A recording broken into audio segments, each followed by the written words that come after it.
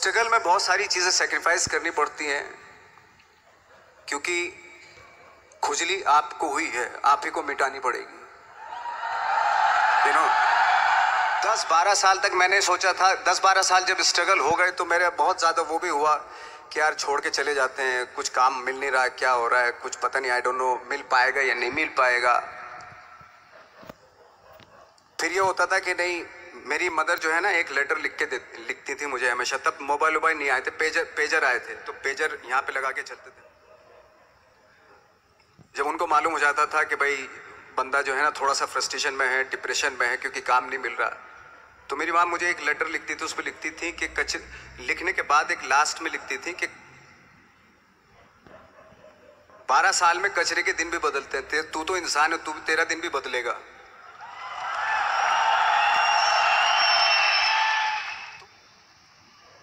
और मैं जिस गांव से आया था, डिस्ट्रिक्ट मुजफ्फरनगर के एक छोटा सा गांव था बुढ़ाना, वहां पे जब मैं था वहां पे लाइट भी नहीं थी। 1 घंटे के लिए रात में कभी आ गई, या 1 महीने के बाद हल्का सा मुंह दिखा के चली गई। इस तरह की लाइट इस तरह होती थी। वही लैंप में पढ़ना स्टार्ट किया, लैंप। तो छोटे से गांव से आने के बावजूद फिर दिल्ली मतलब छोटा सा, उससे बड़ा शहर भी हमें ऐसा लगता था पता नहीं क्या है, मतलब डर लगता था। मैं जब मुंबई में आया था तो मैं 15 दिन तो घर से बाहर ही नहीं निकला था, क्योंकि इतनी स्पीड देख रहा था मैं कि इतनी स्पीड में तो हम चल ही नहीं पाएंगे। ये जो परफेक्शन, पैशन, ये सारी चीजें होती है जो आपका आगे बढ़ाती है, बहुत आगे ले जाती है। लेकिन उसके वही है, कुछ चीजों का होना वाकई बहुत जरूरी होता है। फिर एक्सपीरियंस आपका, आपकी नॉलेज। जैसे मेरा मानना है कि मैं कभी, मैं आई एम सॉरी टू से, बट मेरा खुद का मानना है कि मैं लक पे बिलीव नहीं करता हूं। मेरे सामने लकीली कोई चीज नहीं हुई कि मैं लकीली यहां तक पहुंच गया। आज जो आप प्रोमो देख रहे थे, जो क्लिपिंग्स देख रहे थे मेरी, मैं लकीली नहीं पहुंचा हूं यहाँ पे। मैंने उसके लिए मेहनत की है, मैंने उसके लिए नॉलेज इकट्ठी की है, मैंने उसके लिए ट्रेनिंग ली है। अगर लक पे डिपेंड करता ना मैं, तो अपने एक रूम में रहता, देखते हैं यार लक जब होगा तो हो जाएगा, ऐसे थोड़ा ना होता है। बाला साहब ठाकरे का जब मैंने रोल किया तो वो लकीली नहीं हो गया। उसके लिए 1 महीना में पहले हारमोनियम पे बैठा मैं कि बाला साहब कहाँ से बोलते हैं, उनका सुर क्या है, उनका टेक्सचर क्या है, उनकी वॉइस का, उनकी वॉक कैसे है, वो चलते कैसे हैं, उनका वेट किस चीज पर ज्यादा डिपेंड करता है। हर आदमी का जो वेट होता है, किसी का थाइस पे होता है, किसी का फुट पे होता है, किसी का बट पे होता है वेट, किसी का कमर पे होता है। हर आदमी का एक वेट शिफ्ट करने का एक अलग तरीका होता है।